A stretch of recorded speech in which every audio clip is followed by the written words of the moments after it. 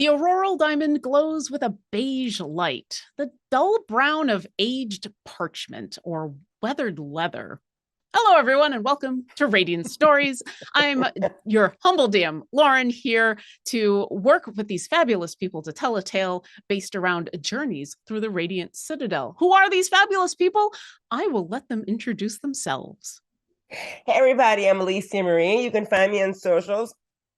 Choking to death for some reason. You can find me on socials at Alicia Marie Body. I am a creative artist and professional costume maker, so I'm going through my own version of hell this season.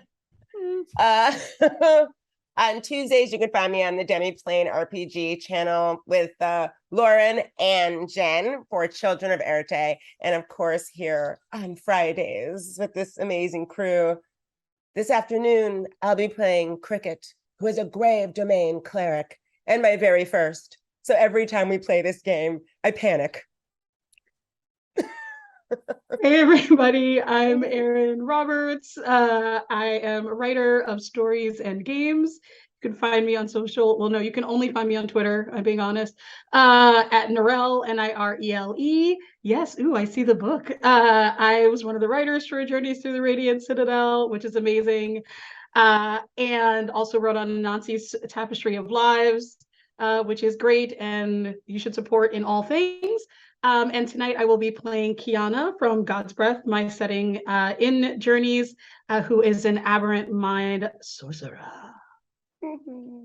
Hello, I am Jen Kretschmer. I am still going over Lauren's weathered leather. It feels like a fantastic tongue twister.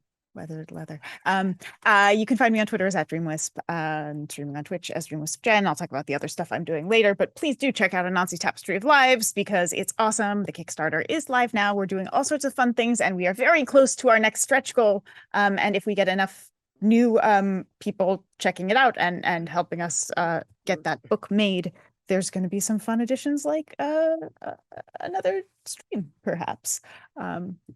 But today I am playing your friendly neighborhood Spring Eladrin Cottagecore College of Creation Bard, Wisteria. Hi, I'm Kelly, mostly known as the Opera Geek. You can find me on socials at the Opera Geek. Tonight I'm going to be playing your barbarian, Ustina, who is currently in a location that has absolutely no chance of snacks. And this could be a problem. I mean, in for fairness, both of us. In fairness, you're just in a place in where the snacks are probably not appetizing. I'm just going to put it that way. And who am I? I'm Lauren Urban. I'm your humble DM for this amazing story with these awesome people. I would like to thank the wonderful folks at Idle Champions of the Forgotten Realms for the chest code that you can pick up in the chat right now. Also, I'd like to thank once again Anansi's Tapestry of Lives because their Kickstarter is awesome and I'm also going to be writing an NPC for them. And if you are if you don't know what that is, I believe we have a little video to show you right now.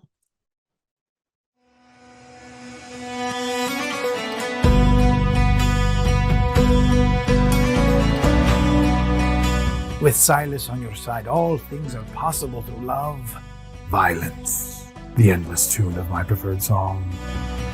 Longbow will cost you an extra on account of the danger I'll be putting myself in by making a bow twice my height. I'm now convinced it's something far more potent. It's a ritual. Don't make faces just because we're kids. Adults like you always think we won't take their shirts off their back or the fancy sword from their scabbard.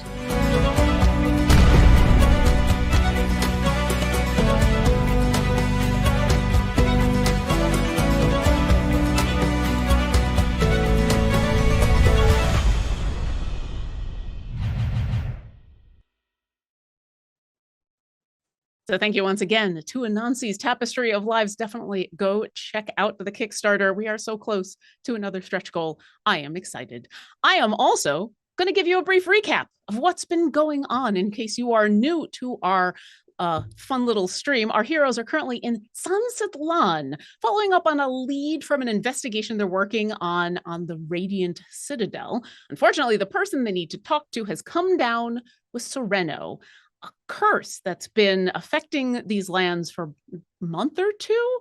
And the people here seem to believe that it's because of a demon that they think has been centered around the hollow mine. Why do they think that? They've seen an owl flying during the day. They've seen some awful things happening at night. So the group has set out to figure out what's been going on, went to the mine, met Itzman del Prado, the local politician and owner of the mine and the derelict town. He is burning the town down. It's all abandoned and everything just to try to stop the Sereno. Advised the group that they should just leave. They shouldn't stick around, but that didn't stop them. They went into the mine, found a hidden entrance to a lower level, and just as they started to explore, there was an explosion at the mouth of the mine, which is now completely blocked, meaning that they're going to have to find another way out of this mine. Forced to continue, they made it to a cavern that has been turned in some sort of horrific laboratory filled with undead they had to dispatch. And once they took care of that, they found some disturbing information. There's a person killed by these ghouls who seemed to be working here with Itzmin on some dark rites to create undead. They're worshippers of the demon lord Pizazu, and they're trying to work on a creature called Kalakatekolo. No one is quite sure what that is yet, but it all sounds pretty bad. And that's where we're picking up, is right here in the mine after a short rest where some of you attuned to a magic item or two. Some of you did a lot of translation thanks to the creation of a book and sitting down and taking some time. And yeah, is there anything else any of you would like to do in this space, or are you going to continue through the tunnel down deeper into the mine? Okay. Well, I mean, basically where we left off is we're sort of just like, well, I guess we can't go back out that way. So all we can do is move forward, right? That's kind of where we are. So, I guess Craig is just going to turn to the three of them and say, perhaps I should turn eyes to the rest of this before we go forward. And she's going to look toward, because there's only one direction we can go in now, right? At the moment, okay. Yes. And as she turns toward the direction that they have to go in, her eyes are going to start to glow radiantly, and this entire sort of the entire area in front of them becomes sort of alit, and she's casting Eyes of the Grave to see if there's any undead within 60 feet that I can't see, that isn't behind total cover and isn't protected by divination magic. All right. How long does this last, or is it a ping that just goes off right now? It's an action, yep. And it's just, I know the location of any undead within 60 feet that isn't behind total cover and isn't protected by divination magic until the end of my next turn. It's cast as an action, so I can only use it 4 times. Okay. You tap into that divine wellspring, knowing that there are already undead here, trying to feel if there are more. And at the moment, you do not feel anything. I do not see nor smell anything undead. However, that doesn't mean that there couldn't be something covered up. So have your wits about you as we move forward. Well, if there are, I am sure we will take care of them. You are very right, Wisteria. Though I prefer if we didn't find any, because they're just kind of gross and unnatural and frightening. Who picked up the journal? Was it you, Wisteria? I believe Kiana has the leather bound notebook that was found on the body. The notebook, yeah. Yeah. But I think I was looking at the desk, so I saw the letter and the notes about the ritual, and Kiana has the journal. did we learn anything new in the translation of the notes that we should know as we move on? So the only bit that you needed to translate was in that journal, and that's kind of what was happening over the short rest. And thanks to the 4 of you putting your heads together and working through this this abyssal, which isn't quite infernal, but you made it work with a dictionary and everything. That basically confirmed that whatever is going on here was tied to this demon lord Pazazu. That is the reasoning. If there can be reasoning for worshiping a demon lord, that's the reasoning behind this. Well, All right. I guess we, like Wisteria said, if we're going to move forward, we better work fast.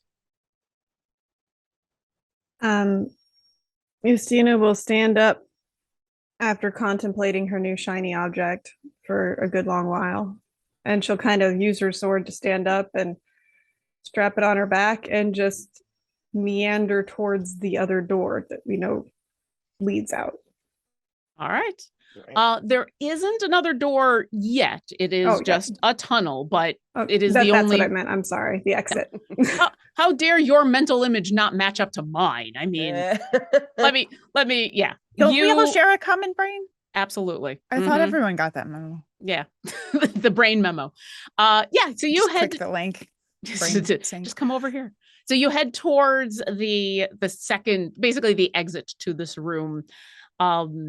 As you head down, once again, you're kind of plunged into darkness. These tunnels are not lit by anything. It's just whatever light you have brought with you or whatever dark vision you have. And like the previous passage, it doesn't just go deeper into the mind, but it curves and heads downward like a spiral staircase heading towards a deeper level. The wind that's blowing through this mine gets a little more intense, a little louder, as wherever this breeze is coming from is now whipping through here with a little more ferocity. You hear that whispery, hollow noise that gives the mine its name. And then you do come around and down, and you do find a door. It is closed. It does look like one of the other doors that you've encountered, kind of a sturdy-ish wooden door. Nothing terribly special from this side. Well, are we going to do you want this me to again? open it? I'll just open it. I mean, we can use the centipede, but I don't think. Can we listen again first? Would you like to wait? Okay. I listen first. Christina is just about to go and grab the doorknob when Wisteria asks this. Wait.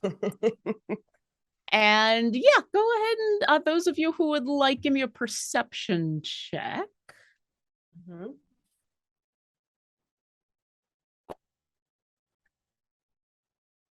18. 18 from Wisteria. Ustina? 17. And Cricket? 15. And Kiana? 22. Ooh, wow. Okay. You're all a little on edge. This place is weird and scary, and you've come across some very, very bad information, bad news. And so all of you are listening intently and looking for anything that might jump out at you, and being very cognizant of the ground under your feet for any more cave-ins or anything that would shake the earth, any smells of anything. The wind whips past you, and you don't really get anything different. You don't hear anything obvious on the other side of the door. There doesn't seem to be any light coming through the little cracks that are in the wood panels. Nothing really jumps out at you. Any of you. Seems safe. Opens door. Lucina, knock first? No. Lucina, have I ever knocked when I open your door? That's true. Come and knock on my door. You grab. They are waiting for you. You grab the doorknob. It's Pazuzu. It's Pazuzu. Oh, that's a better one. Yeah. Come and knock on my door. Pazuzu. It's Pazuzu for you. There you go. That's what you find on the other side of the door. It's Demon Lord Pazuzu.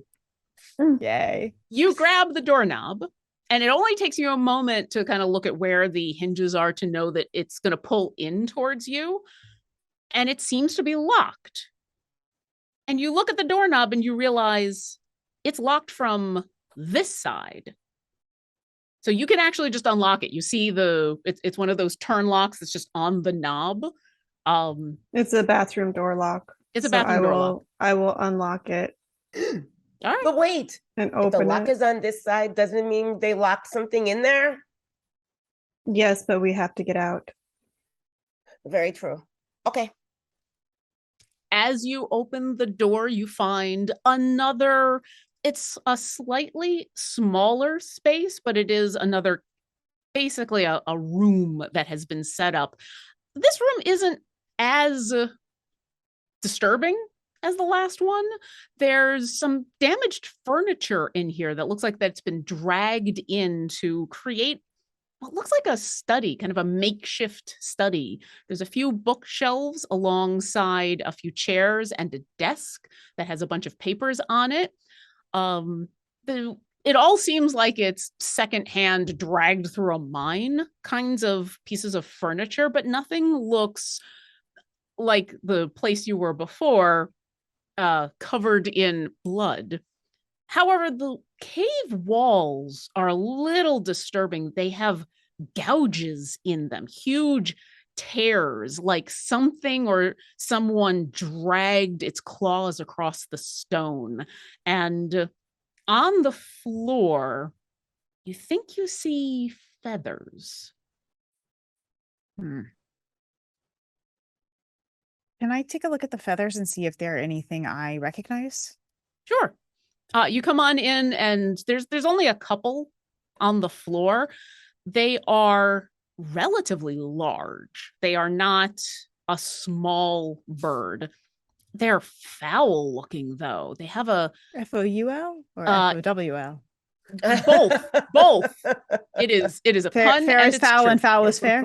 It is both and in a way neither, but both. Yeah, it is, whatever it is has a distinct odor to it that it's a mix of rotting meat and campfire. And there's about 4 or 5 of them scattered on the floor. All of them look a little broken.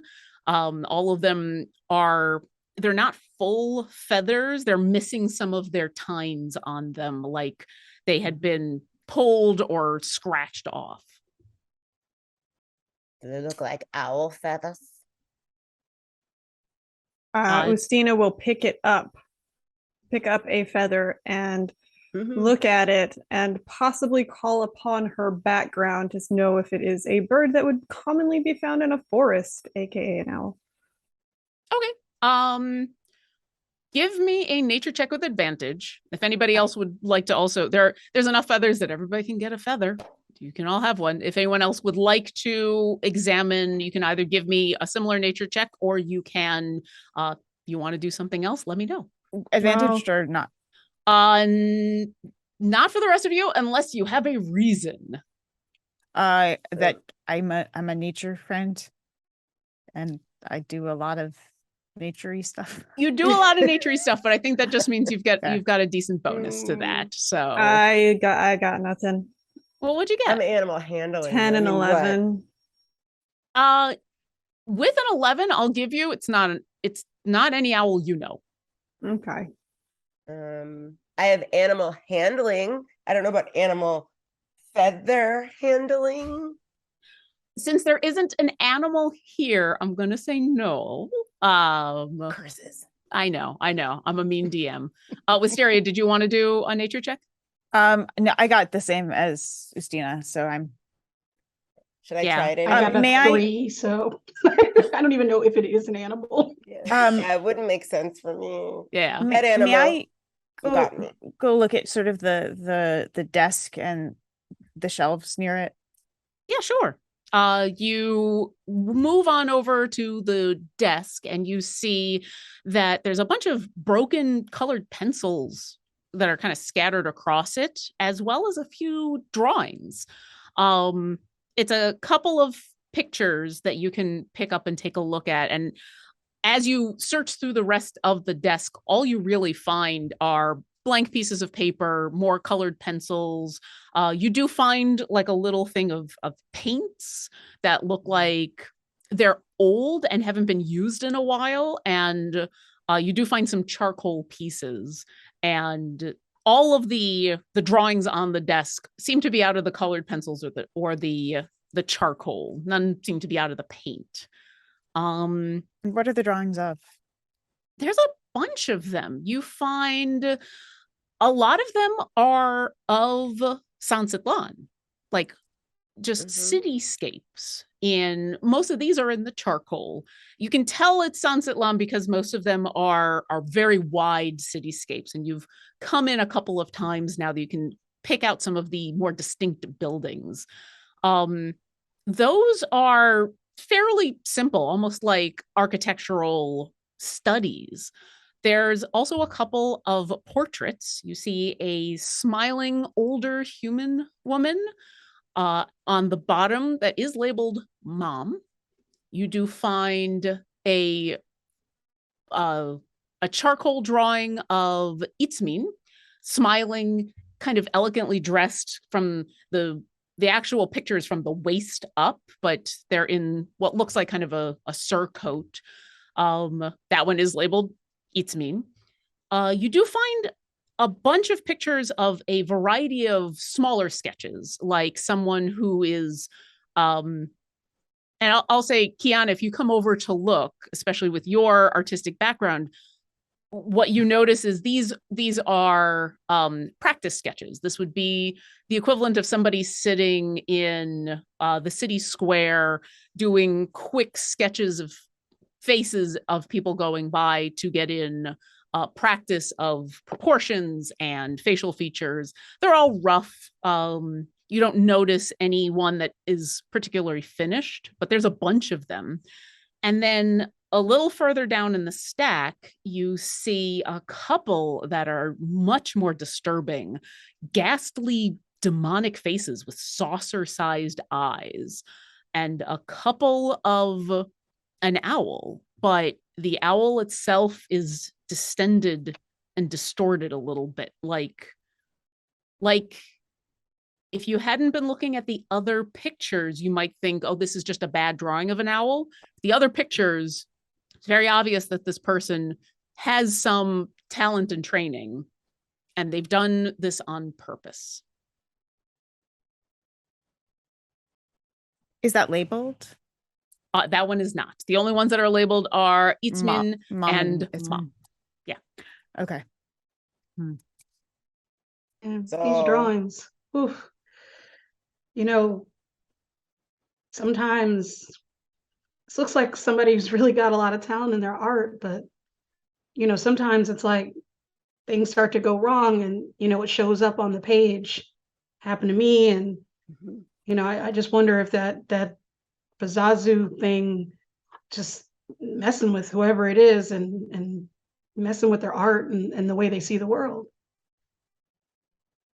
Ustina, having found a lack of anything else to hold her interest in the room, will be sidling over and most likely getting very uncomfortably close to people and looking over area, which should be fairly easy given the height difference, and sees the picture of Itzmin. I told you he was a liar. He said that he hadn't been down here, and he said he didn't know anything about it. If he hasn't been down here, why is there a drawing? Well, weird. maybe it was one of the people who knows him and decided to do a portrait. Like You're set up being very camp to live generous. here? I don't know. I think he's a liar. Well, I we think knew he he was a knows, and liar I- because yeah, he he blew up the entrance. that's the one that made us know he was a liar. Well, also, if this is true and he has been down here, he doesn't want anybody to know. What kind of books are on the shelves? You move over to the bookshelf and you see it's an interesting mix of fiction, histories, and a couple of art books, some of them instructional, some of them historical. Give me an investigation check. Okay. I would like to find out who lives here if we can. 17. This is- Yeah. Cricket, as you kind of also look around, thinking about who is here, who takes over this study, Wisteria, you take a closer look at the books, all of them very well worn. Obviously nothing new here, but relatively well cared for. You do find a couple of more interesting things. You pull out most of its books, but you do find laying on one of the topmost shelves, which is almost out of your eye line, like the very, very top shelf for you. You kind of have to reach up on tippy toes to see. And there is a silver locket that is lying across the front, looking like it was placed there as kind of a display piece. It's half of a locket. It's just what would be the interior and the chain on it, and there is a very tiny pencil portrait inside that matches the portrait that is on the desk that is listed as Mom. You also pull out a couple scrolls which catch your interest immediately because book, scroll. You give me an Arcana check. Okay. And if as you pull out these scrolls, all of you can see. So if anyone would like to help with that. Yeah. Well, yeah. Maybe. Insight. That was a journey. If you'd like to help, you can either offer the help action, she'll get advantage, or you can do your own check. Okay. How do I help? What would I roll? Just roll an Arcana? Oh, with no, you her, just or- let me have advantage. Just let me know that you're helping.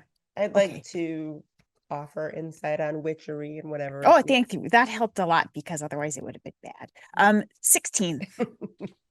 It's appropriate that Cricket helps with this, as these are spells that Cricket would know or have at least a passing interest in with her background.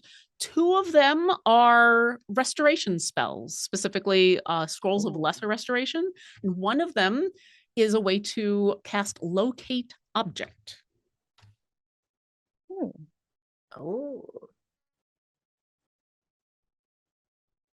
Perfect.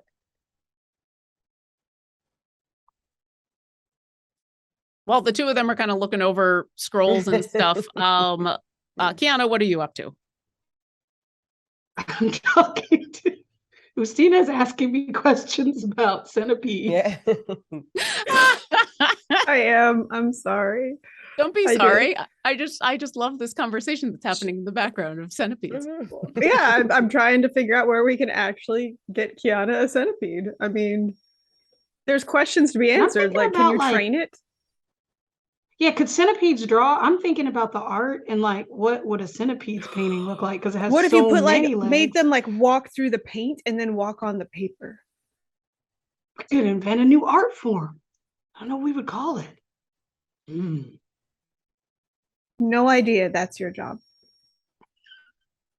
Kiana, you do think that the acrylics that you fit are fairly untouched on the bottom shelf of this desk. Yeah, you could definitely, if you could find a centipede that's willing to crawl through the paints, definitely have centipede with little paint on its many legs. A centipainting.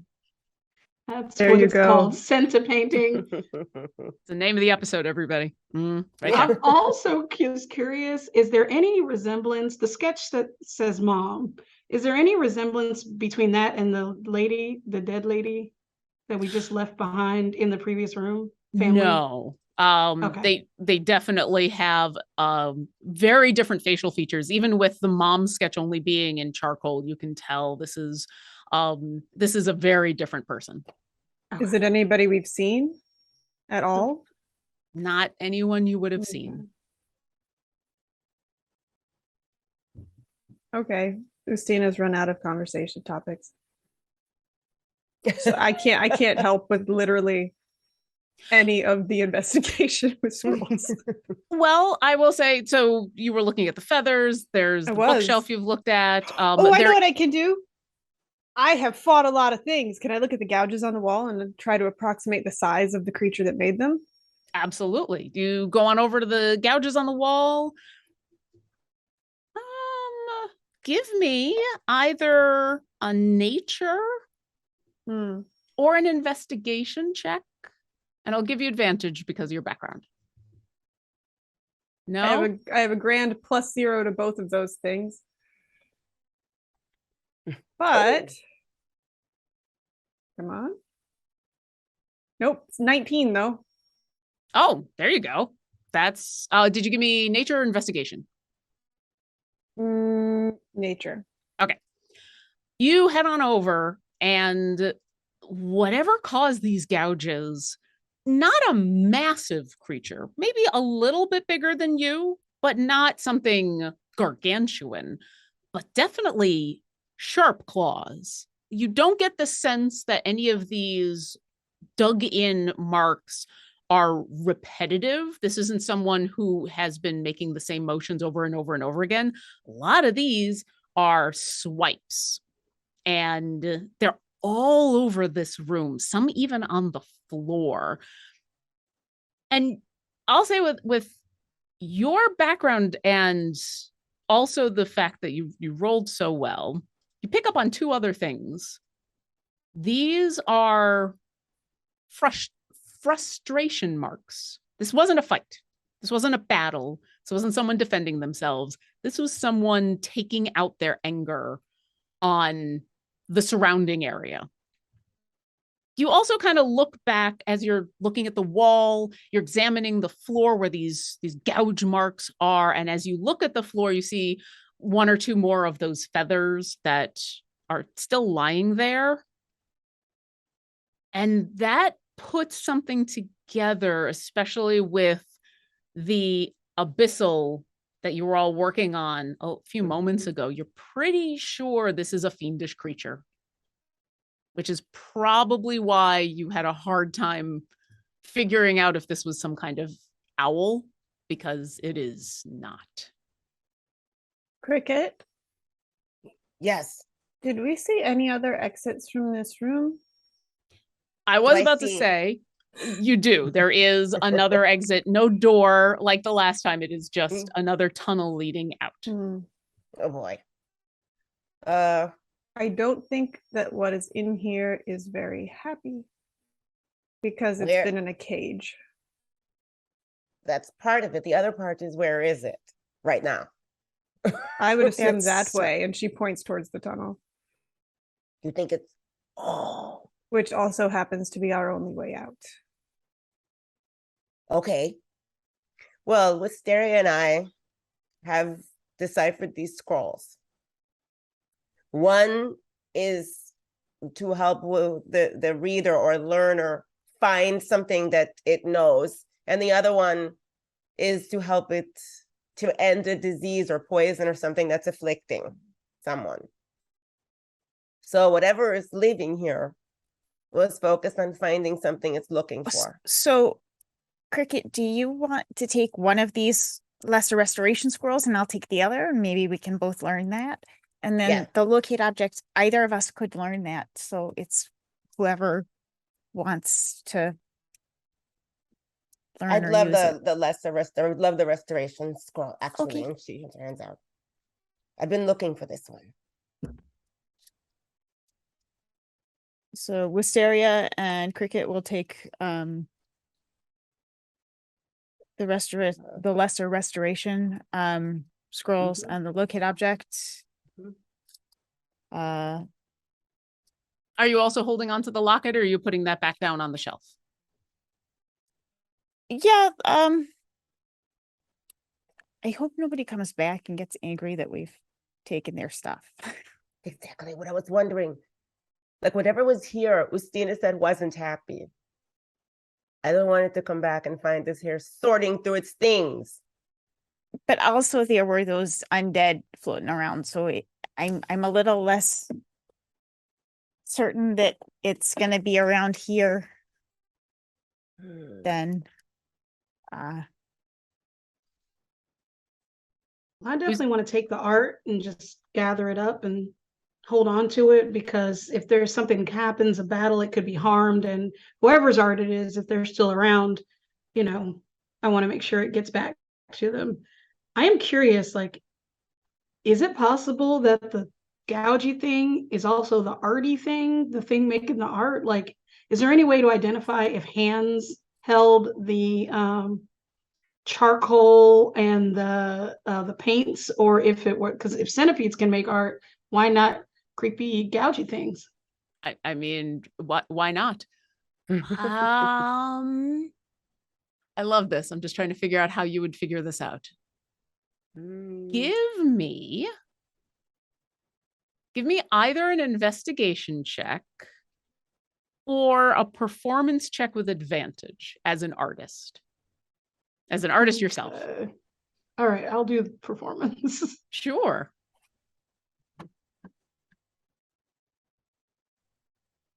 And 22. 22.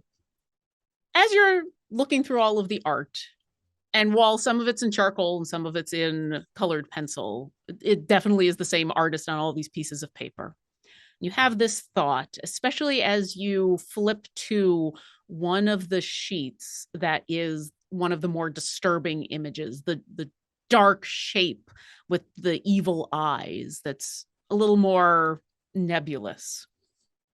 And you look over at one of the walls close by that has these gouges and walk on over to kind of do that comparison, looking for stroke marks that might be the same, indicators of a similar hand.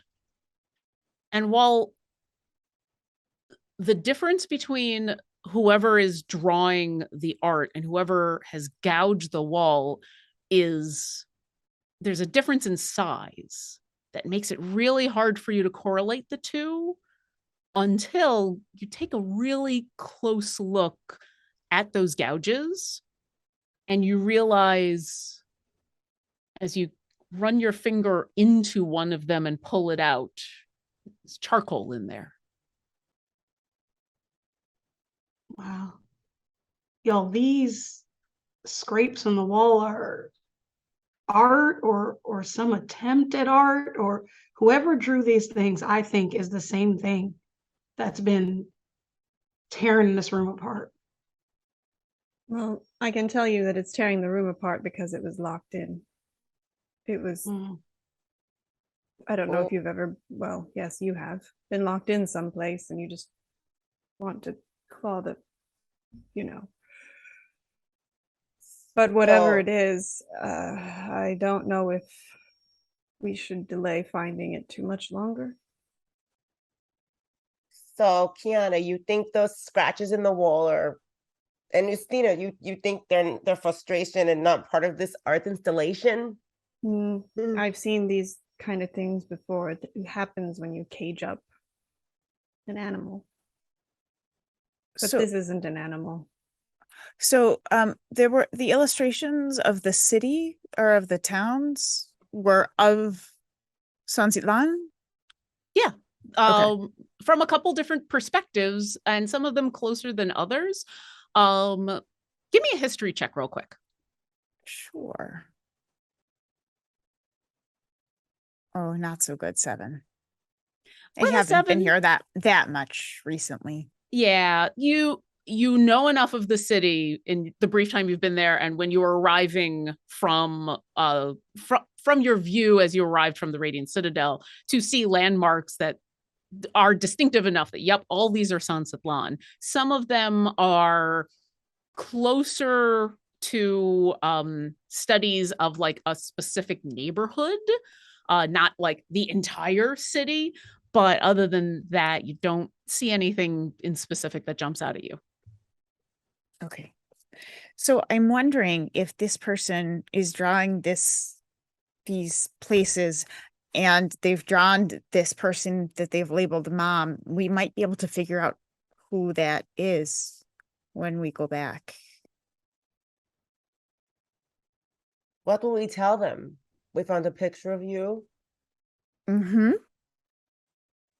Oh, and we could ask if they have any connection to any of this.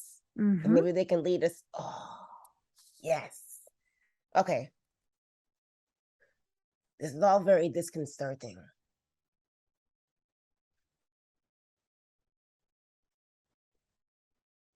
Ustina is starting to meander towards the exit.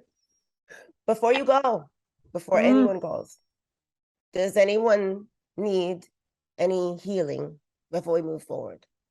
I often forget. You all feel good? I took a snooze. Tiny okay. snooze. All right. Okay. I'm good. I think I'm the only one that got hit. I think so. Yeah, I'm a big target. And yeah, she's just kind of and she's muttering about, you know, if it's undead, we might not want to wait until it gets nighttime outside, kind of thing. Yeah, how long has it been since we've been in here? Not 10 that long. days. All right. Not that long or just- 10 days, one of the two.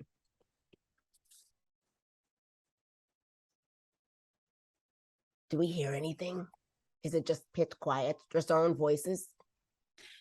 Give me a perception check. I will say at the moment it is just your own voices and that wind coming through the tunnel that exits this room. Okay. Oh, natural 20, 24. And I got a Hey! natural 1, so there you go. Ustina, you know the rule. Why does Ustina fail at hearing or listening or seeing anything? Mostly because she is thinking about if it could have possibly been 10 days. Because she has lost time before when she meanders mentally. So she's not sure if it's been 10 minutes or 10 days. It's kind of like when you're sitting in class and a minute takes an hour. Mhm. Yes. Mhm. Yeah. It doesn't help that you have access to a clock. The time does not move any better. Nothing. Nope. No. Here's what I'm gonna say, Cricket, with your natural 20. Lucina has started to move towards the tunnel leading out of here. And you've called out, wait a moment, is everybody okay? Do we need any healing? And as you're having this conversation with Lucina, you've moved up. And so the two of you are close to the exit as Wisteria and Kiana are still kind of looking over any final things they want to check. And worried about what could be coming after you've made sure that your companions are okay, you listen real close. And it's hard because of the wind coming past you, because you constantly hear that like the cave is breathing. And there's a moment where on one of those breaths, on one of the bits of air from below, you hear a voice. Can't make out words. You can't make out anything except a tone of anger.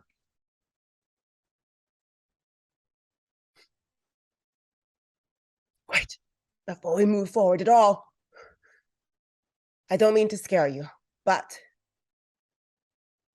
there is something that I heard carried on the wind. It sounds angry, seething, upset. Did you hear it? Christina points at the walls. Why are you pointing? Definitely upset. You heard it too? No, I'm talking about the gouges in the wall. So what did it say? It said, F you, get out of my place. No, I didn't know what it said, Wisteria. Maybe I'll try to listen again. Can I try to hear what it says? I'm going to say with that natural 20, you know that it was just that moment where everything else was silent and you just happened to pick up on what was probably a word or two said very loudly in anger that even allowed you to hear this, because of the way that at this point it's pretty obvious you've been down here long enough, 10 days, and where sound bounces off these walls, you think a few words just happen to bounce in just the right way in just your direction, but that wherever this is, it's not close enough for you to make out any specifics, not even a language. You just kind of hear the consonants of anger. So I explained this to the three of them. Maybe it's stuck wherever it got out. Maybe it's stuck. Well, we're not going to find out by standing in here.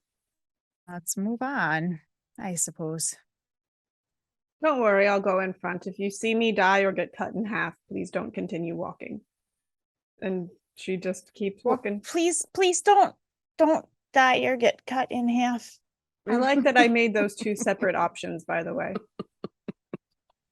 They're not mutually exclusive, but they could be. There's also a wide range in between as well. If there's like people, and she's saying this as she's walking down the tunnel, if there's people like reanimating things, I guess they could like reanimate my chest or my legs, but I'm not sure why. That would be frightening. You could be a magician's assistant, perhaps. You would be I the could make best money. magician's assistant for Could cutting make in so half much if you were already. You could really make somebody's day bad if Bifurcated. you like separated the two and like in different rooms so the legs couldn't get. And she's just muttering to herself as they continue along. I'm assuming you are all following Ustina. She is discussing her new job description and what she's gonna do after you get out of this cave. Okay. Yes, but I do think I want to hand something to Ustina really quick.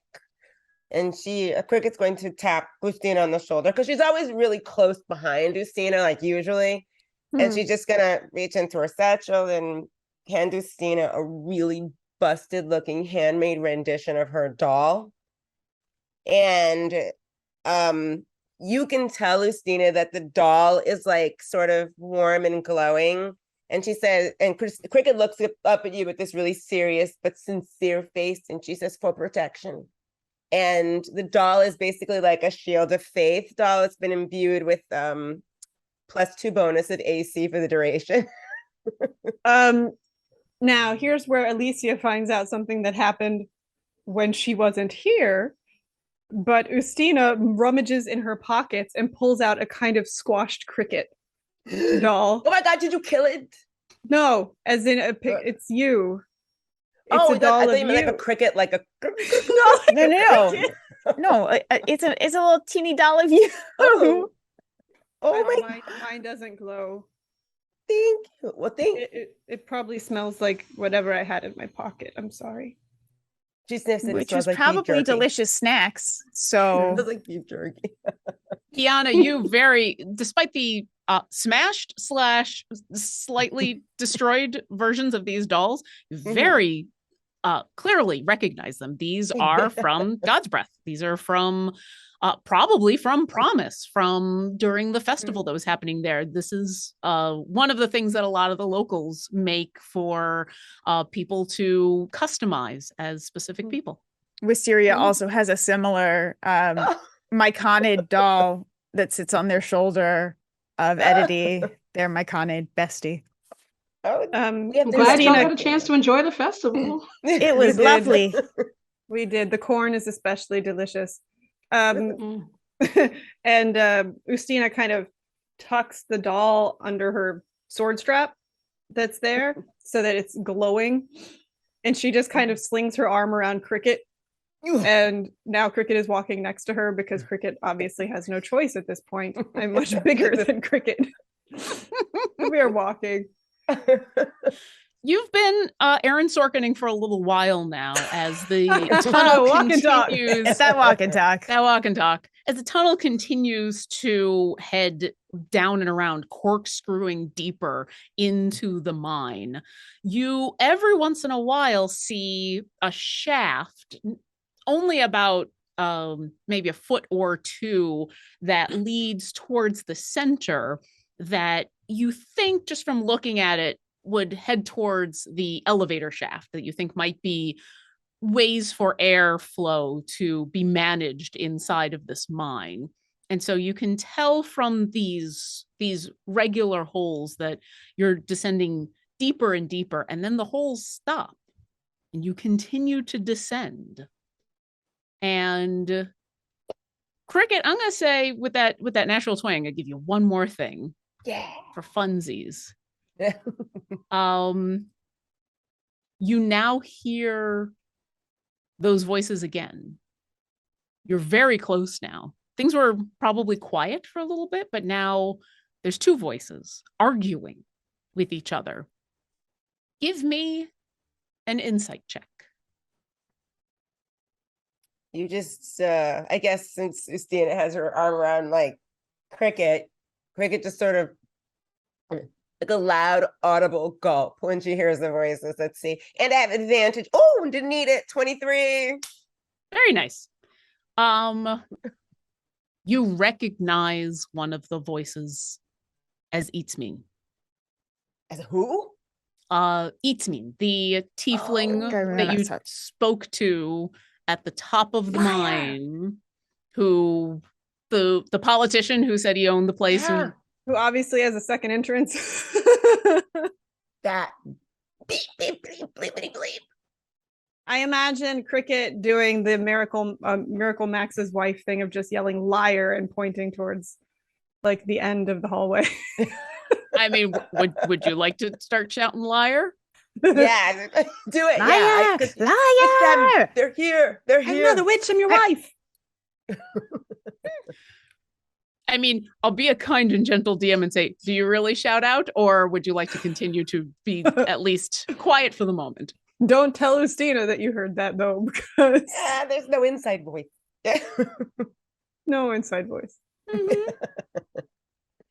But Cricket, you are getting close enough at this point that you're still only picking up like every other word. You think you might have to move a little bit closer in order for enough of for it to stop bouncing off the walls enough for you to be able to catch full sentences, but you can very clearly hear these two voices and recognize one as Eatsmean. What? I hear the voices again, and it's not just one, it's two. And one of them is definitely that cad. It's me. They're arguing. Stand against the wall. Hold on. I'm trying to see if I can pick up any of their words, but they are definitely arguing. You mean the guy that exploded us into here? That's the very one. Told you. Can I hear any of the words? She starts, Ustina just drops her arm from around Cricket and starts walking. Oh, wait. Small walk. Steady up. Do you all follow Ustina as she marches forward? This is one of those moments where the barbarian has no self-control. I mean, you've got good reason. As Ustina starts to march forward and you come around another curve, you start to see a little bit of light up ahead of you as obviously you're heading towards a place. And I'll give you a little bit of what you hear as you are entering this space just before it gets cut off. Ustina obviously being first, but pretty quickly as you come around this corner and you see this light, all of you start to hear this argument. And it takes a moment or two before you can pick up, that is Eatsmean. You don't recognize the other voice though. And the other voice sounds worried, terrified, angry, kind of a mixture of several emotions. And they're saying, I know you said not to come down here. There's a cave-in at the entrance. This was the only way in.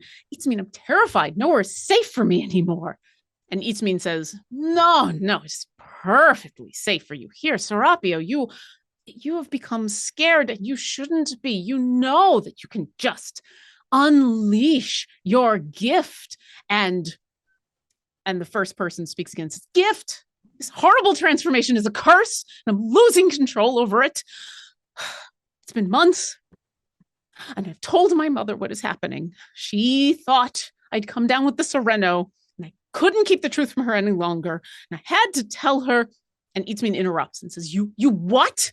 You reckless, irresponsible fool.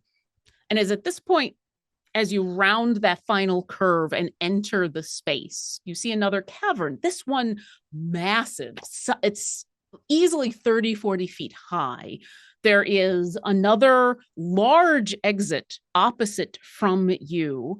On the right-hand side, there seems to be a stone desk, a stone altar, a stone something with more strange symbols scrawled across the walls and across the stone on that side. In the middle of the room stand two figures.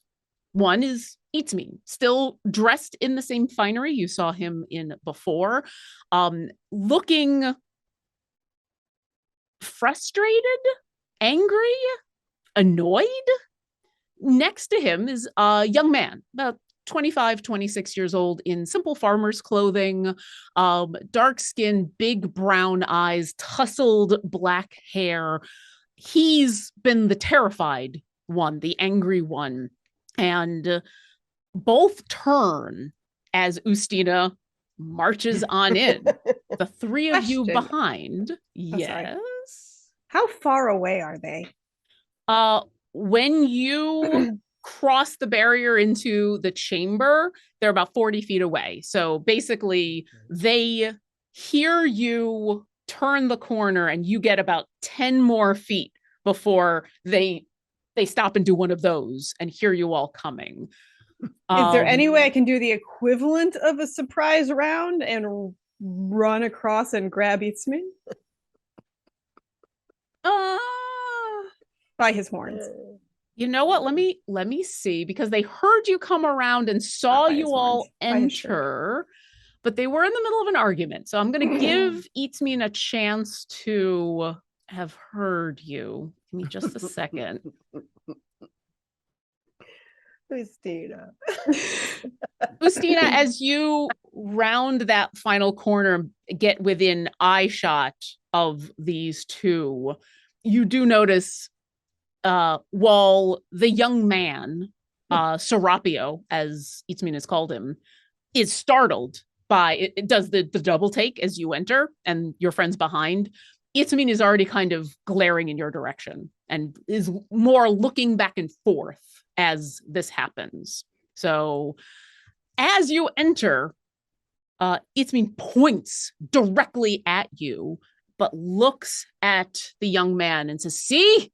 Your mistakes have brought fowl hunters here to kill you." I'm sorry, was that Lakate F-O-U-L or F-O-W-L? Yes, it's very important. It is very important, and soon you will find Talakate Kolo will kill you all. Except for And- the fact that I have no desire to kill him right now, but I have a very burning desire to kill you. Or Which just is have a sorry. conversation about why you decided to cave in the mine after you lied to us. It's not a nice thing to do.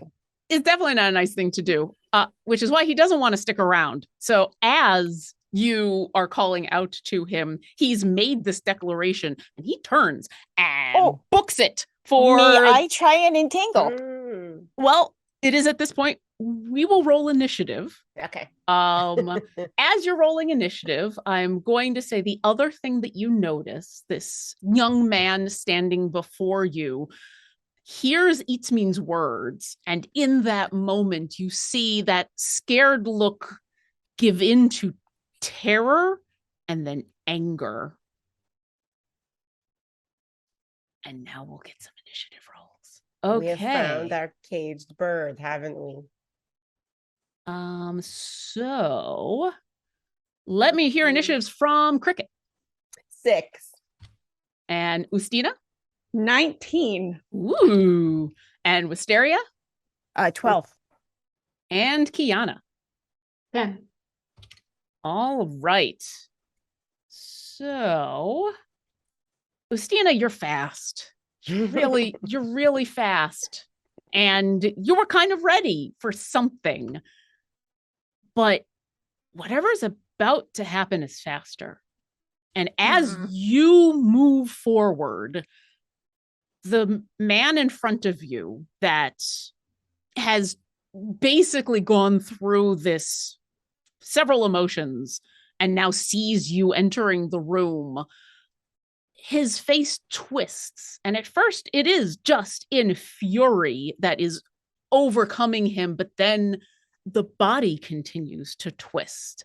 You watch as his form elongates and joints pop in ways that they shouldn't as he transforms, growing in height, growing a beak, feathers that you recognize popping out of his skin. He hunches over as this transformation happens, looking now more like some horrific owl creature than humanoid. But even hunched over, you can see this thing is very, very large, probably larger than you. And it lets out a screech and charges at you. Oh, goodness. Fortunately, you are 40 feet away, and so it cannot get to you without using its movement and its action to do so. But it gets up into your face.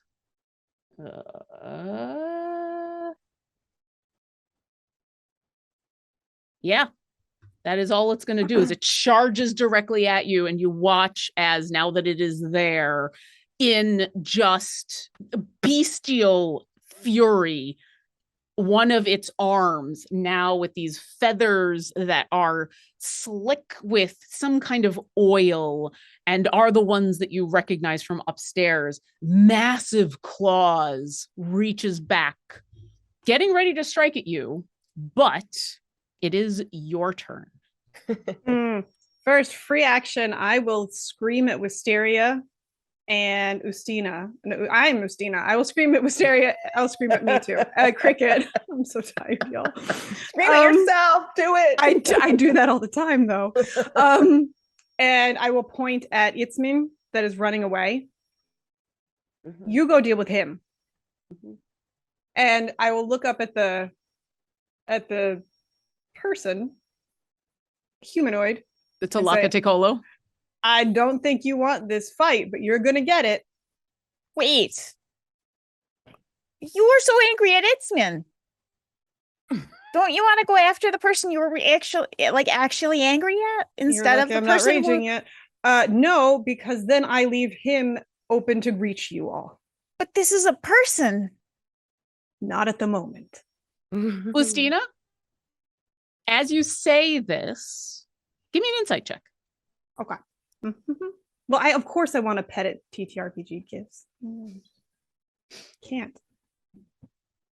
Shouldn't, actually. It is the forbidden pet. Not until you have consent, yes. 12, unfortunately.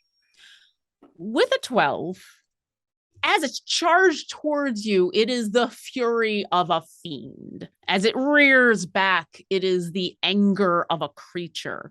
As you call out about Itzmin, as you say, I don't think you want to do this, as Wisteria calls out, no, this is a person. This being hesitates. The arm that had been reared back, so sure to strike at you, still in that movement, because obviously this is all happening in 6 seconds. There is this hesitation. You don't know exactly why, but you very clearly see it. In that case, I will not rage. And instead, I would like to use my action to try to barehanded grab that arm. Okay. You want Are to do we a near grapple? a wall? Yes. You're basically. I would like to try to push him against the wall and hold that arm there. Okay. That's with what will most likely be a natural one. I mean, we won't know until you try. So this is going to be a grapple check. So it's going to be a contested roll. Give me a athletics check. And this creature will get a chance to duck out of the Guys, way. I rolled a natural one. I'm not even joking. Oh my gosh. Oh my I told God. you. I Hang on. told you. Wow. Wait. Is the may I silvery barbs that? You before you do, Justina, with that natural one, what was your total? If I tell you, you're just gonna laugh. No, trust me, you're about to laugh. What was your 5. total? The hesitation lets you charge forward. Wisteria, you see two creatures going at each other in the most awkward, fumbling way possible. I know, Justina, usually I ask you the natural one. Yeah. The Oh my normally, They're both just like awkward teenagers who don't know how to like. They're just haven't grown into their bodies yet. True. This poor child. Justina, you reach forward intent on grabbing this arm and pinning it against the wall. Instead, you kind of, in the back of your head, you have that moment of the forbidden scratch. No. The forbidden pet. The forbidden pet. And so instead, you end up in this awkward bear hug. Scritch pulses. The creature, in that moment of hesitation, tries to get out of your way and trips on your foot. And the two of you go tumbling prone onto the ground, feathers, legs, arms, akimbo.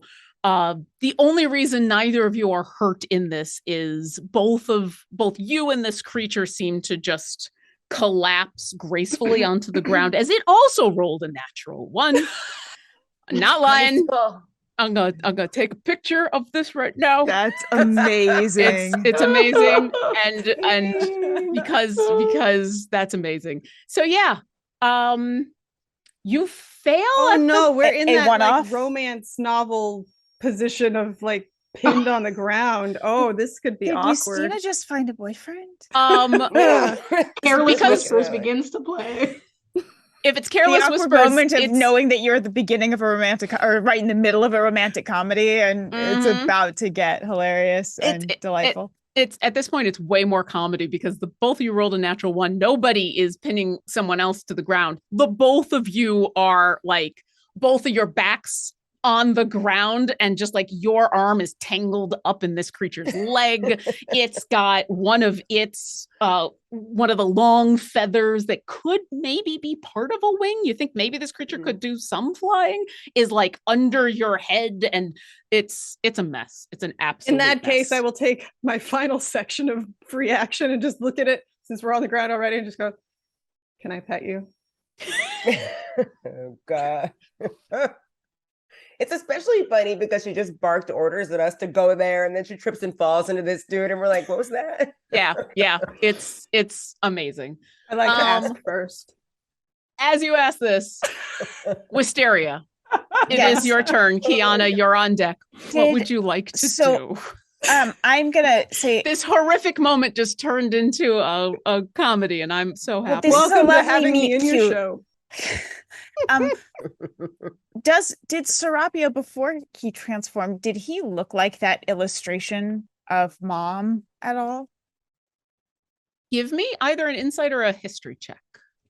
As you only got to see him for a moment and you're trying to make a relational connection. Well, it's difficult to see when he's fallen on the floor and is flirting with Justina with my natural one. Oh my God. What is going on? So I'm not sure, but I'm gonna just go ahead and not try and do that. I just didn't get a good enough look. So, Serapio, please, we know you're there. We're not here to hurt you. We don't want to hurt you. Don't you just want to be able to I mean, this is my friend Justina. She's wonderful. You should get to know her. But it's difficult when you're trying to attack us. So I don't know much about you. I've never met you before. I'm assuming that you spend some time here. So, and I start searching my pockets. Is this someone is this yours? And taking out the necklace, maybe it has some magic on it or something that helps him, have a little more control over the awkward teenage gawky gangly limb thing that's going on with feathers. I love it. Wisteria, you are speaking to this creature as it's trying to disengage itself from Ustina narratively. We all have best friends. Mine looks like this. Their name is Edity. They're lovely. You should come to the club. But unfortunately, if you attack us, you aren't welcome. That's the only time people aren't welcome at book club, is if they're being violent or mean or bigoted. Those are all things that are not allowed at book club. But everybody else is welcome. We have wonderful snacks and tea. You watch, this creature is listening to you intently, and its frantic movements slow just a little bit. And when you pull out the necklace, its eyes fixate on not just the necklace, but the tiny little picture inside. And I'd like you to give me a persuasion check with advantage, please. Okay.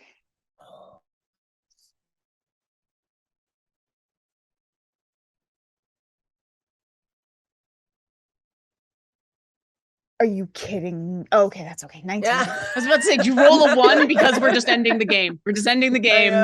Dude, it's just it done. was partially covered, so it looked like I did, but I didn't. Okay. Well, I'm sorry. What'd you get though? 19. With a 19, as it is looking at this necklace, and then it looks at you, and for a moment, all of its muscles tense, not getting ready to attack, but like there is pain shooting through its body. And you watch as just as quickly as this Talaka Tekolo appeared, the feathers retract, the beak retracts, the eyes get small, and the human man is lying there next to Ustina. He looks still angry, but panicked, frightened, and says to you, I can't control it long. You have to help me. I've only been able to control it for little bits and pieces. How can we help? I don't know. I thought Eastman was helping, but I think he was lying to me this whole time. Ugh. Look at the photo here, and I'm gonna. May I put this on you? When you come forward, he does just grab it and clutch it, and it looks like for a moment he's holding on. I just want you to focus on whoever it is in that picture that you are focusing on. That person. I think it's your mom. Please concentrate on that and hold on to that and hold on to who you are. Just a little bit longer, and then we'll try and figure out how to help. Anything else? Yes. Cricket, please, will you go take care of Itzman, please? And I'm gonna at this point you will see because of some of the chatting and everything, you can still hear Itzman, but he is out of sight at this point. So he is fairly far away. He booked it. Okay. And we are, for reasons, still in initiative. Okay. So Wisteria, is there anything else you would like to do at this point? I'm going to say that interaction was your action, but you still have a bonus action and a movement. I'm just trying to see if I have anything that I think would with my experience, would something like, would lesser restoration make a difference on something like this? Go ahead and your spell casting, use charisma for your spell casting, right? I do. Go ahead and roll me a charisma check. Not a save, a charisma check. Okay. Are you kidding me? I never can. It's not that good. It's an 11. It's been a bad roll day, okay? With an 11, you think about that lesser restoration scroll. You don't know if it will cure him. You don't think that will stop this completely. But if this man is fighting this demon, you do think it would help. You're not sure how much help it would be, but you do think it would help. I will I don't think I have time this turn to use Don't it. have an action, but if you would like to say that. But yes. And I would like to kind of, yeah, that's fine. Okay.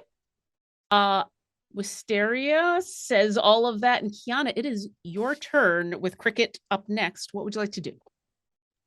All right. So what I'm going to do is try to, yes, please be still, be calm. I'm going to take out one of the pieces of art that goes with the mom, the larger picture of mom, and say, remember, you drew this. This is who you are. And I'm going to start singing like a sort of a calming kind of lullaby type of song, something that's just like, and cast calm emotions or whatever that is. That's amazing. It is. That's yes, calm absolutely emotions. That is correct. I know there's a save on that. What is the save? 13 charisma. Here's what I want you to do. Give me a persuasion check with advantage. Okay. No. Sorry. Persuasion. All right, number 1. Well, that was what was the better of those two? It was 11. With an 11, he's obviously clinging to whatever can help him stave off this transformation. You pulling out the pictures, he once again fixates on them like someone drowning, grabbing a life raft. You start to sing and cast calm emotions. And because you gave him those pictures to focus on, he's able to willingly fail your save. And you cast calm emotions. And while he doesn't completely relax, you can tell that there's still a battle going on. You think now you've given him the upper hand in this battle. He no longer is frantically, intently looking, clutching the locket, looking at these pictures. There's now almost a meditation moment in where they are now things he's using to keep his focus, not things he's clinging to for every ounce of his body. I am so glad to see that you see more of yourself. You've got this. Just focus in, listen to the song. You've got this. You can keep control. I know how hard it can be when something else is with you, something feels bigger than you, but you are still you. And that's what you need to hold on to. I'm trying. I really am. I've been trying so hard. I'm so sorry. We're going to help you. We're going to help you.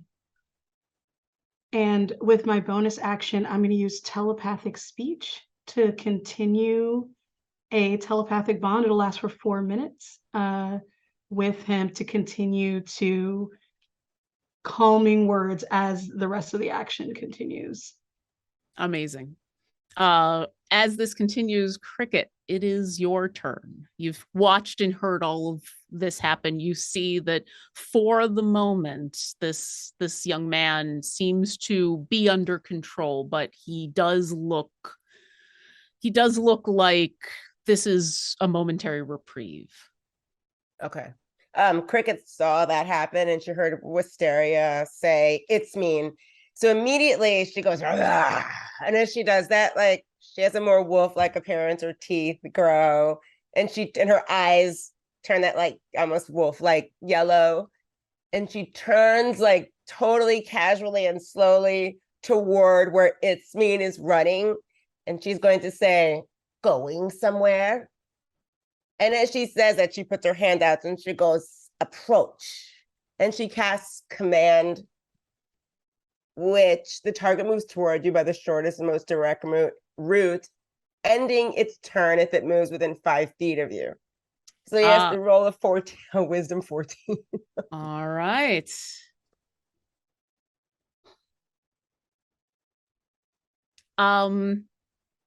You barely see Ismene. I'm going to say for the purposes of this, you do see a little bit of him because I think you need to see him in order to cast the spell. He's barely in your sight down this darkened tunnel, and you call out to him, and he turns to look at you, and you see the flash of the light off of his eyes, the cat's eyes that shine back at you, and you can't see his expression. You can't really see the rest of him, and there's a moment of hesitation, and then he keeps running as he did make the save. Okay, hold on.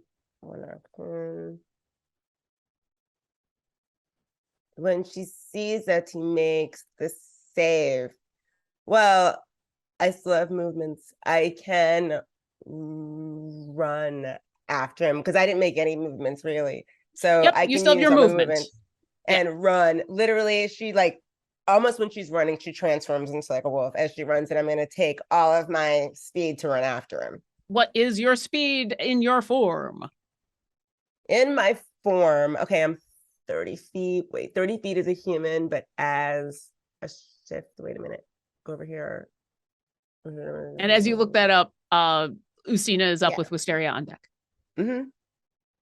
What's your speed? Oh, I think I'm just still 30 unless it's more and I didn't know. I'm looking at features and traits. I think it's still 30. Okay. Wait. So yeah. All right.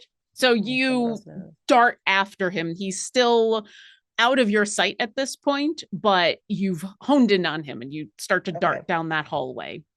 The young man still using everything that you've given him to hold off transforming again, continues to stay in that calm state, and nothing seems to happen. Ustina, it's your turn. I don't think me chasing him is going to do much good because getting up takes half my movement. Which leaves me 45.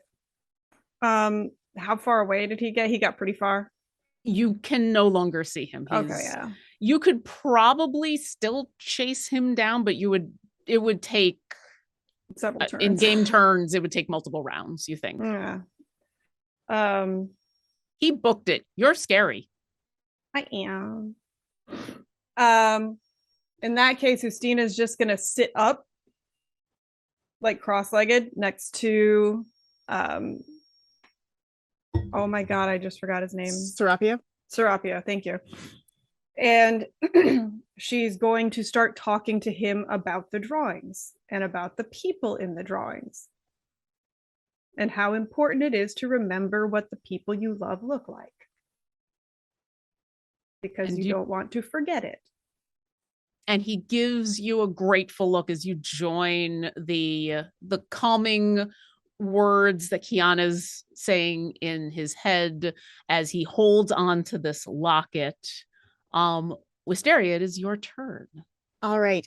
I would like to try and use that scroll of lesser restoration in the hopes that it will ease his suffering. All right. There's no roll for that. You just pull the scroll out and say the words, put your hand on his shoulder. How actually does Wisteria cast this spell? Well, it's not something that I actually have seeds or a flower for, so I can't really use that, but I can feel the paper, and I can kind of connect to the trees where that came from and sort of pull from that magic. And I'm going to say that they were oaks. And so it's about being rooted and grounded and dispelling the additional pain and upset back out of you so it can be filtered through the roots. Beautiful. As you do this, you all smell trees in this stale air of this mine with everything else going on. You very clearly smell these gorgeous trees as the spell scroll itself that you're reading from. Normally when you use these things, they kind of burn up, but in this case, it dissolves into oak leaves. It just kind of separates and becomes oak leaves that fall gently to the ground as you watch a shudder go through Serapio, and the calm that he is clinging to, the locket, the words, everything, he keeps it, but there's this horrible noise from his gut, like he's suddenly in intense pain. And you watch as a shadow forms over him in the shape of that horrific owl creature that then, as though something had grabbed it and pulled it off, like a cloak being ripped off of this person's back, the shadow is pulled away, and Serapio kind of weakly, he doesn't fall unconscious, but you can see that whatever has happened has just taken a ton out of him, as now 10 feet away stands the fiend, removed from Serapio, growling in anger. Oh, And- Tlakaticolo, now we meet. It's not nice to possess people like that. And you would know after casting this, Wisteria, that what you were successful at doing was removing this creature from him. And you think if you can destroy it before it can reattempt to take back over Serapio, that you will stop it for good. All right. Anything on your bonus action or your movement? Yes, I would like to use my bonus action to pull out a dandelion over to Kiana. All right, Kiana, as you see this kind of both beautiful and horrific sight, as you get the bardic inspiration from your friend, it is your turn. What would you like to do? Is this thing now fully, because I saw it come out of a person, is it fully corporeal? Yes. All right. I love that dandelion. What's it do? Well, it depends how you use it. So it will bolster your choices in different ways. All right. I want to hold this thing firm. And I also just don't like when these otherworldly creatures come and just try to mess with your normal life. And you're just trying to get through your life and they're trying to hurt you. And it just reminds me of those hands. And as Yana says this, a hand is going to come from the earth to grab at the feet of the fiend. I'll cast Maximilian's Earthen Grasp. Ooh. I love it so much. What's the save I gotta do? Strength 13. Strength 13. That's a whole 9. This creature is too busy looking like it's about to screech in anger at Wisteria when your hand plunges upward from the stone and just wraps around it. And it is restrained. And it takes bludgeoning damage as well. Ooh. Of 12. Nice. And now it is a screech, not just of anger, but of pain, as this thing writhes in your earthen grasp, trying to use its oily, disgusting wings to fly away, but unable to. Anything else? Oh. No, I think that's it for me. I don't think I have All anything else. All right, Cricket, is your turn. And then Usina, you're kind of on deck. Cricket, you are 30 feet away, but I'm going to say you've seen this scene happen. Like, it's impossible to have not noticed. So you do know what's going on. I do know what's going on, but I don't want to let Ismene get away. So he's 30 feet away from me, or is he completely taken off? Give me a perception check. Okay. I'm shifted, so I have advantage. 18. You can't see him anymore, okay. but you hear him. He's not within 30 feet. He's probably further than that, but he's not so far away that you can't hear the as he books it. All right.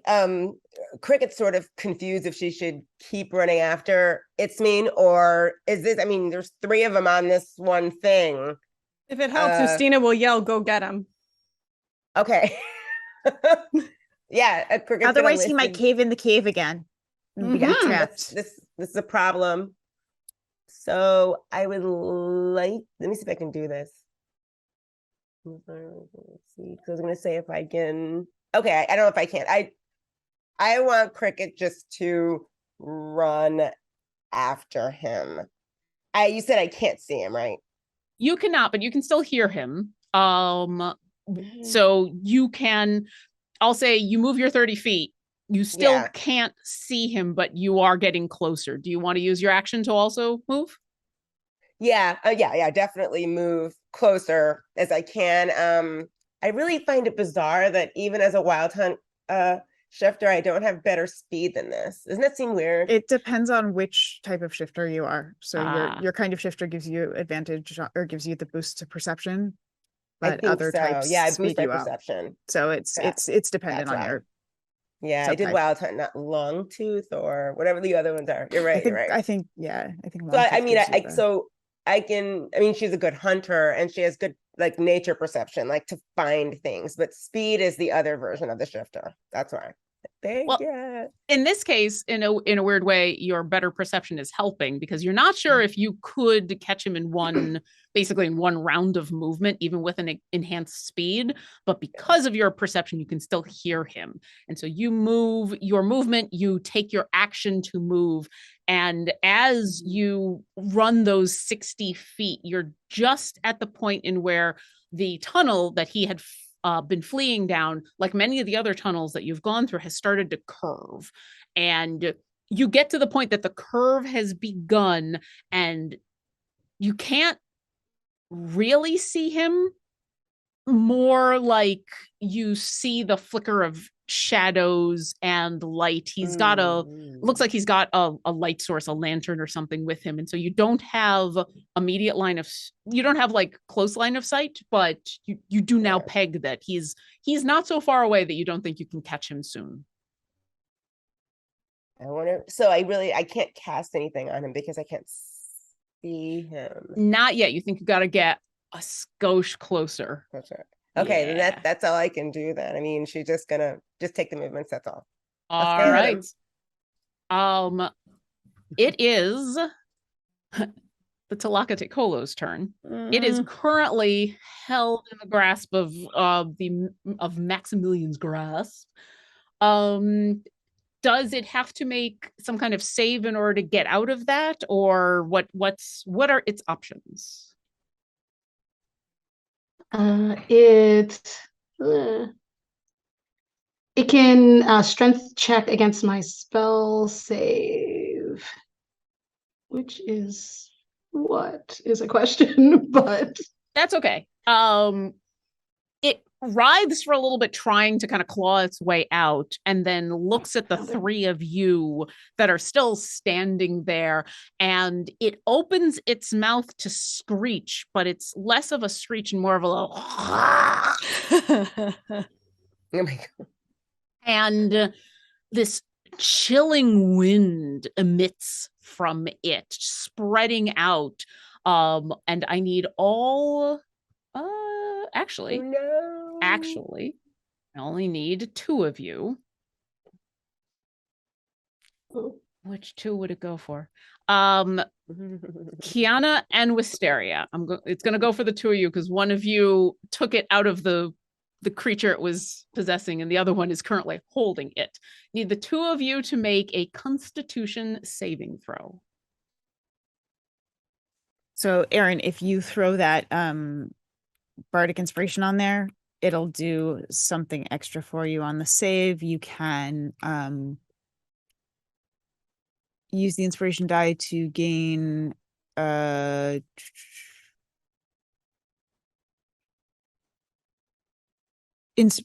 bardic inspiration die plus your charisma modifier. So it's a d6 plus 4. Here's the save. So it's a D6, you said? Plus? D6 plus 4. Oh, I did not do well. Okay. 6. While she finishes rolling Wisteria, what did you get? I got a 7. Oof. But yeah. And Kiana, what did you get? I'm adding it all correctly, 13. All right. The both of you feel this chill wash over you. Kiana, there's a moment in where it starts to seep into your bones, but you kind of instinctually hold on to the piece of flour that Wisteria had sent on over you, and something about that just helps you steel yourself just enough to save. Wisteria, unfortunately, maybe you're too busy helping your friend and you just aren't able to resist this cold. Wisteria, you take 26 cold damage. Kiana, you take half of that. So you're going to take 13. And Wisteria, you are now poisoned. You guys can't do these things when I'm around. As you feel the Sereno seep into your bones. And as that horrible thing happens, Ustina, it is your turn. Is there any way when I see this happen, and I have a feeling that this is a bad choice for me to make, but when I see that happen and I see Wisteria starting to look noticeably ill, if I rip that necklace off and give it to her, it's not going to help, right? Because she's not attuned. Yeah, she's not attuned, so it will not help. Okay. Well, okay. So Ustina gets up, pulls the giant sword off her back and says, I don't want to pet you anymore, and rages. And I believe since he is held in place, I automatically get advantage. Yeah, I think so. As a restrained creature, you would get advantage. Yep. And so if I can go over there, I still don't have 2 attacks, and that makes me sad. To hit, don't suck. 16 to hit. 16 hits. Go ahead and roll that, damage. that wasn't even with advantage, so let me try just in case I get a natural 20, which I don't. Yeah. Nope. All right, so 16 to hit. And then I am raging. 5 plus blah, blah, blah, blah. Blah, Crap. blah, blah, Blah, blah, blah, blah. Okay, so 7 damage total. All right. You take a chunk out of this creature, and I'm now in close combat. Like, he ain't moving even if the hand goes away. Even if the hand goes away. Excellent. Anything else? Nope. All right. Wisteria, is your turn. Kiana, you're on deck. Wisteria, I'm going to say, because of your experience with everything going on, you know that you have Sereno. You know that this creature has given you this curse. You know you can't regain hit points until you are no longer poisoned by this creature. Oh gosh. It nasty. Yeah, it is. All right. Well, what I'm going to do then is I'm going to use dissonant whispers at 2nd level on this creature. All right. Interesting. What's the save? Wisdom 14. Wisdom 14. How wise is this creature? Not very wise. It got a 10. Okay, so it's going to take 17 points of damage, and it needs to move away from me if possible, but it is restrained, so it can't really do that right now. It can't, but here's what I'm going to say. It's going to use its reaction to try to escape. So it'll give up its reaction. Okay. And that's so that you don't just lose out on that. Okay. So it reels at your psychic damage and it starts to claw at Kiana's arm again. And it starts to push itself free. You see it almost like a bird that you've held by the feet as it's pushing itself up, but it hasn't quite gotten free. All right. And then I am going to, do I want to do?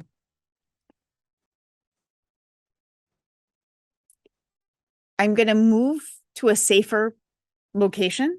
Okay. If there's something I can sort of hide behind. And then I'm going to take out a dandelion over to Cricket. No, onto Justina, I'm sorry. Okay. She throws it. Couldn't you like hide right back behind the lip of that tunnel? Sure. You can't quite make it to the lip of the tunnel just yet, not with one movement. Oh, okay. Okay. Mhm. You could, now that you're in the room, you could move over behind that altar. Oh, yeah. What does the altar look like? It is, now that you're in the room, you get a little bit more detailed. It is a fairly large stone altar. It looks like it was almost carved out of the stone around you. Mhm. And there's writing on it and around it in the walls that you can't read, although because of your previous experience, you're pretty sure it's abyssal. And there is blood, old blood, on the altar. Oh and around gosh. it. I mean, I'm not sure that hiding behind an altar while I'm this close to dying when there's demon stuff is a good idea. But if there's not any other, That would be place. the closest place you could duck behind. If you wanted to move towards the lip of the cave that you came from, you could get basically about 80% there, and the next turn you could get out of the line of sight. no, I'll stay where I am, I guess. Just if there's a slightly more advantageous position, I don't think it's a good idea when I'm this. I mean, Wisteria is bleeding and not looking well at all. I think But- it's a long walk to either of those places right now. Yeah. All right. With that, Kiana, it is your turn, and Cricket's on deck. What is the distance between the creature, me, I'm just trying to figure out, and Wisteria? Wisteria, would you have liked to have moved your 30 feet further away from it? You were about 10 feet.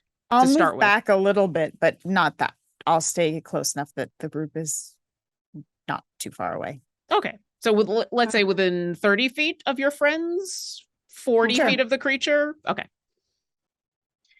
All right, and that wind, is that still going or has that calmed down? That's calmed down. That was something that emitted from the Talaka Tekolo, and it is gone for the moment.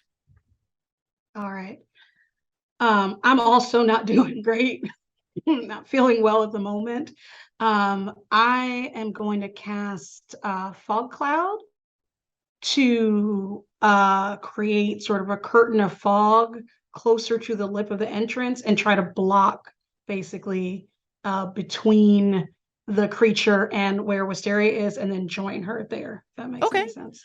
Real quick, is Fog Cloud a concentration spell? Because I think Maximilian's Earthen Oh, you're Grasp is. Oh, you're right. Yeah, so you can do that. You'll just lose your hand. Or you can choose to do something else. I'll lose my hand. Not my hand. Not your hand, no. All right, I will not do that then, sadly. Unless someone thinks I should. I will instead just get mad and Go the Ustina route. It works so well for me. I mean, I that's will piggyback and go with some even more dissonant whispers. You thought one set of whispers was bad. Now What it's about The stereo. petals of the Oh, Phlosodonis God. are the scarlet petals with the dark center gradient are kind of scattered on the ground near you. What's your save DC? For the thing, it's 13. Wisdom. Got a 12. Woo-hoo. It is hearing dissonant whispers in stereo. What's your damage? 7. So it's not hearing that. I think more That much importantly, what's stereo. its damage? Because it clearly has a lot of problems that need to be dealt with. It's looking That's what we're rough. whispering about. Like, what about your life choices? Why have you done this? Get therapy. Absolutely. It reels again, and I'm going to do the same thing because it can't technically run away from you because it's grasped. So no, it doesn't even have a reaction because it uses reaction to try to escape from Wisteria. So it can't even try to escape. It just in your earthen grasp. Anything else? For my bonus action, I'm going to take one of my sorcery points and give myself an additional spell slot. All right. You rebolster yourself, and Cricket, it is your turn. My turn. Okay, how far am I from dude now? Can I see him? Like, if I take my movement, all my movements now, If you- to follow using my natural tracking. If you take your movement, you move the 30 feet, because after the curve, there's another straightaway. You do now see him. He is 90 feet away from you, but he is within line of sight. But he's been in line of sight, but that's, let me think. 90 feet is still pretty far, and I've used all my movements, right? You've used your movement. You haven't used your action yet. So you could use an action to move closer, or you could do something else. Oh, I can use an action to move closer. Why don't I can use my action to move him closer because I have nose. Oh, yes, I do. She's going to stop as soon as she sees him, and she's going to say, I thought I told you to stop. I don't want to hurt you. And with that, you'll notice that these dark sort of veins start going up through Cricket's like neck, and her eyes, instead of being that glowy, beautiful sunlight, turn dark because she's talking to a different god now. I don't want to hurt you. And with that, guiding bolt. First level. Awesome. Let's see. Roll that attack. Come on. 12. That hits. Go ahead and roll damage. Ooh. Those fancy He's just clothes. a politician. He's just a politician in fancy clothes. He's not Exactly. armored or anything. 11. You nail him kind of in the left butt. He stumbles forward. He starts to glow as your guiding bolt not only hits him, but lights him up, almost lighting up the whole space around him. Right. And you hear him shout in pain, and he glares back at you again, but it looks like he's going to continue to run. Anything else? Nothing I can do but say, try moving again. I will light your ass up in this tunnel. All right. We're back at the top with Tlaka Tekolo going. It is stuck in this hand and it's facing down Ustina. So it's going to try to attack Ustina. Is it grappled or is it restrained? Double check, because one of restrained. If it's restrained, I believe it has disadvantage on these attacks, but if it's just Restrained. grappled, it is okay. So both its talons are going to rear back and try to hit you, but it does have disadvantage. Oof. Even with disadvantage, I rolled a 19 to hit. Yeah, it does, even with the extra. But the second one definitely misses as I rolled 2 4s. So it gets you with one of the claws. You're going to take 4 piercing damage. 2 piercing damage. And 17 poison damage. Okay. As the one that gets you burns into your skin and leaves this horrific mark. And I don't get a con save against that poison? No, because this is just poison damage. You are not it's poisoned. not. Okay, it's not poisoned. Okay. Yeah. So that was 2 to 19. Okay. Yeah, it Okay. nasty. But it is your turn. Sorry. Not 199, no. 19. Thank you. All right. So Ustina just kind of shakes it off. And because she saw it cast the cold, and I mean, I assume I would have felt the cold go by me. Yeah, as it you cast. saw and felt everything that happened, you know. So she's gonna light herself up even more. And so it's like standing next to a bonfire. And like the tattoos on her arms are now glowing white. And she's going to take another attack at him. You still have advantage. I do. There's so many tabs open. And Bardic Inspiration. That's true. Which I'm not going to need because I got a 23. Absolutely. Go ahead and roll damage.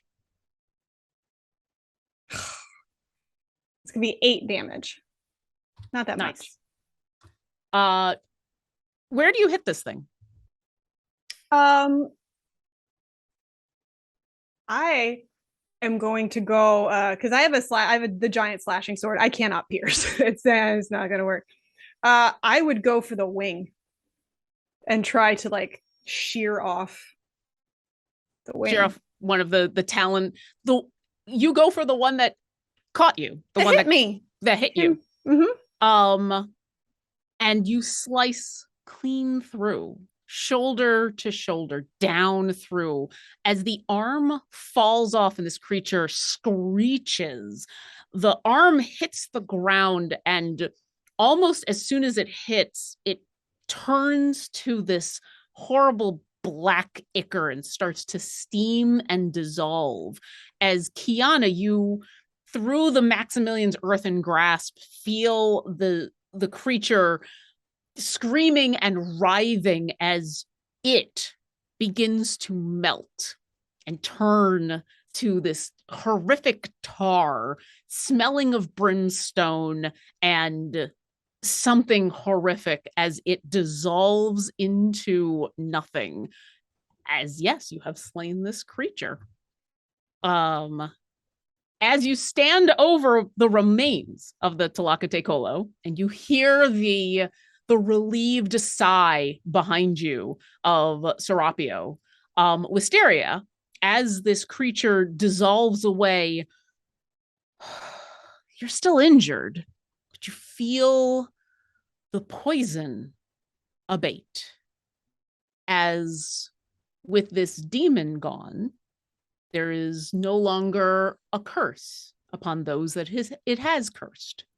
And so you're still grievously injured, but you are no longer poisoned. Cricket.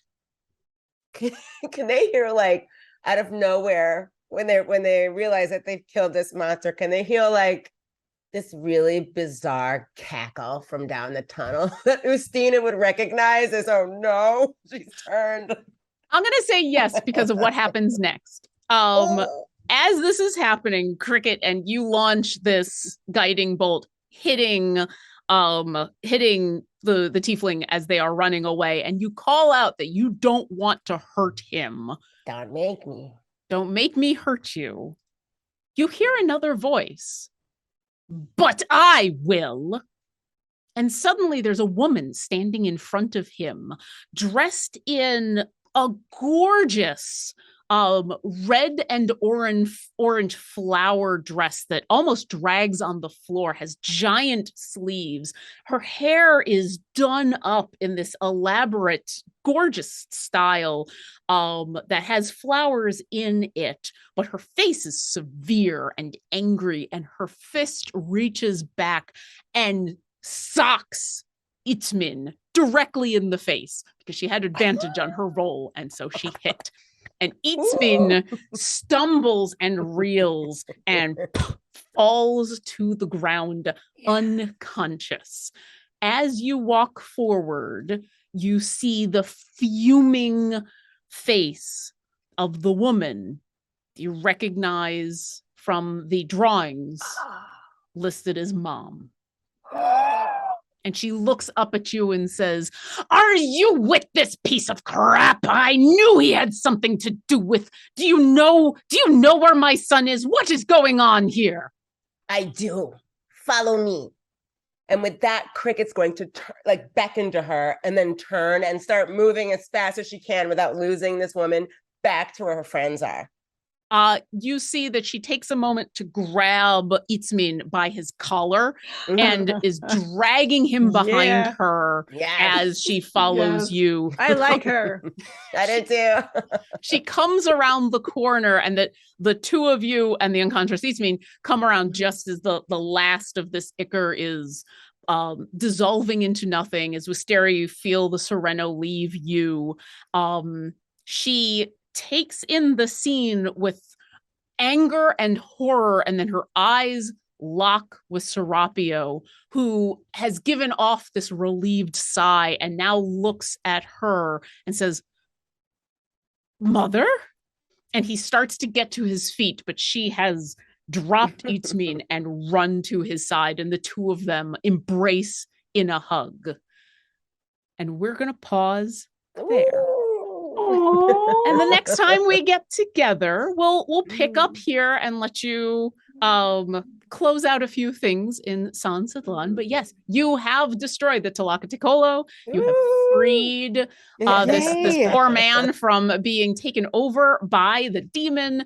And Wisteria, you now know for a fact that any of the people who are suffering from Sereno, probably not suffering from Sereno anymore. It's a family That's a relief. reunion.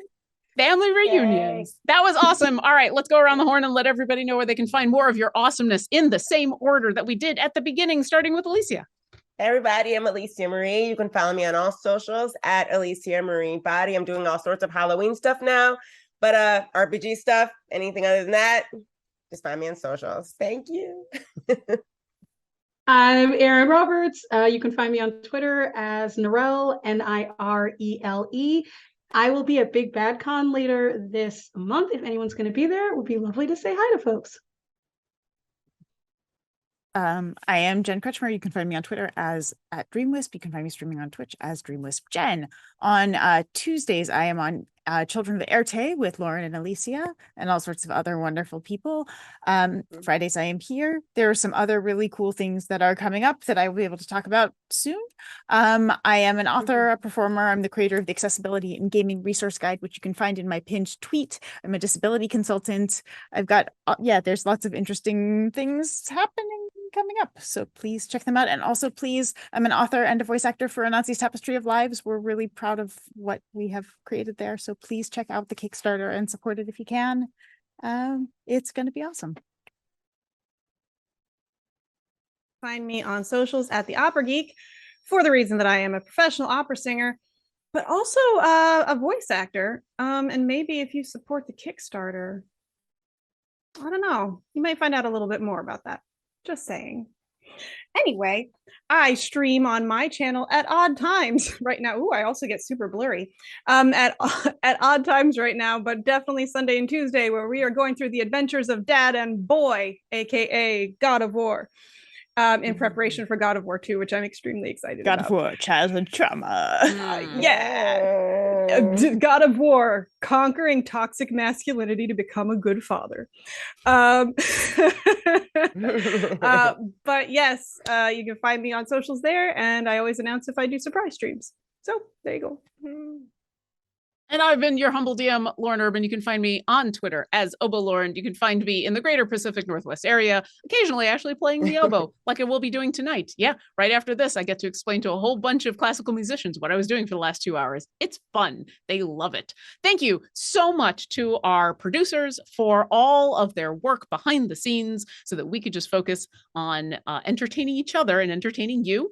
Thank you to Anansi's Tapestry of Lives and Be Never Ending for giving us a place to tell these awesome stories. Thank you to everyone in chat for coming on by. And remember that wherever you are in the universe, we hope we've brought the joy of the Radiant Citadel to you. Bye.